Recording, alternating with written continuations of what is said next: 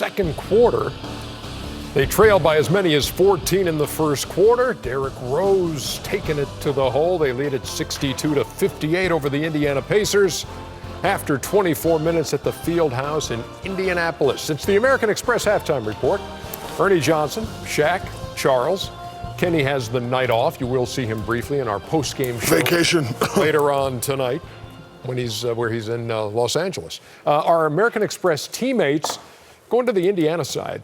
For Paul George, who has 19 to lead everybody, and Miles Turner, who's got 10, hasn't missed from the floor and has 3 rebounds. This is a seat of enormous responsibility tonight. Shaq, you're sitting in Kenny's chair. Kenny always goes to the board. Ernie, Kenny's not here, so we don't want to hear his name tonight, okay? Right. Ain't that right, Chuck? Thank you. Well, yes, I will go to the board. I think that is right. Run through the tape, Ernie. Thank you very much. You beat me. Okay, good job. Good job. Still got wheels. Roll the tape. I wouldn't call them wheels.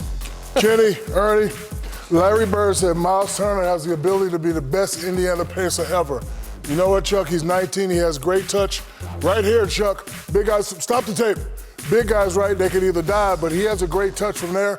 So give it to him, shoot the jumper, boom, and let it go again. And right here, he doesn't do too much. He knows his abilities to get it and shoot it, bam. And right here, I like this. Stop it. Big guys, some big guys like to come in and clog the middle, but they teach us big guys, stay out the way, let your guard do what he does, create space. You get a drop-off pass right here. That's why he's 4 for 4. And I agree with Larry Bird. He does have the ability to be the best pacer ever. 50-yard dash and a good cigar might kill you right now, big fella. I'm tired. A little out of breath over there. Tired. You know how much I love your mother. I ain't tired. I'm going to feel bad calling and tell her I didn't want to give you mouth to mouth. I ain't tired. I ain't giving it to you. Catch your breath, big fella. Say something again, Chuck. I'm sorry, I apologize. Hey, you've been able to figure out this Indiana Pacers No. team? And I was writing down a list of my most disappointing teams. The Milwaukee Bucks, the Indiana Pacers. The Wizards are playing a lot better lately. And Orlando Magic. Those are my teams I was like, they could be a sleeper. But the Wizards are playing a lot better right now. But this Milwaukee and Indiana team, they to me had been the most disappointing teams. I actually thought, and I thought either Reggie or Grant said, I think maybe Reggie said it, because you got you got Boston and Toronto right behind Cleveland, which is head and shoulders. But if there's a team that made enough improvements in the offseason, I was like, well, Jeff Teague, Al Jefferson, and you got Turner and you got Paul George. I'm like, this team got a chance, or really? And you watch them play night in and night out, and they just don't have it. Okay, but 6-16 on the road. They're too good for that. 16-5. I got a question for Chuck, honey. Doesn't disappointing mean not make the playoffs at all? Right now they're in 7th spot. No, but they should be higher than 7. Like Ernest's question was, I thought they were. But they're in the playoffs. Listen. But you thought they'd be, like a lot of us, just thought they would be a better team and be challenging Cleveland more than they are right now. When you look at think about it.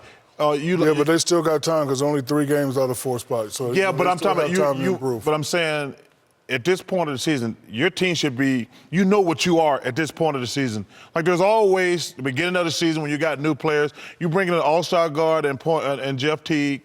You bring in a guy who's a hell of a player in Al Jefferson.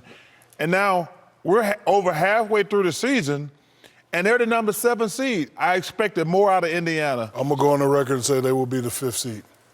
Well, I actually thought they had a chance of being 2 or 3, to be honest with you. You got to have home court in the first round at least. But like I say, and everybody keep talking about, well, if they go on a streak, they got a chance. I heard those guys talking about the Knicks win 5 or 6. Man, listen, the Cleveland Cavaliers are so far and head and shoulders above everybody in the Eastern Conference. I think that's one of the reasons they're bored. That's why they gave up 70 points in the first half in New Orleans tonight? Well, with no Anthony Davis. Listen, so they're just bored. They're just trying to wait to get to the playoffs. But there's anybody, I love Isaiah Thomas. I love the guards in Toronto. But listen, the Cavaliers are going to be in the Eastern Conference. They're going to be in the finals no matter what. Melo has 17. Derrick Rose has 12. New York has a 62-58 lead over the puzzling Indiana Pacers. Yeah, look at this, man. You lost to an old man. Put it in cruise cheated. control. Come on, I could hear you coming, too, Shaq. cheated. I could hear you coming. See, when I raced against an old guy like Dick, He cheated. Dick Bavetta, I just stomped him. Yeah, and I didn't have to kiss Shaq You after our kissed him. race, which was just. You're right, Jonathan. He got me. Yeah. You know what? You know what the key was? You turned toward Charles. If you had turned this way, I don't even get out of the chair.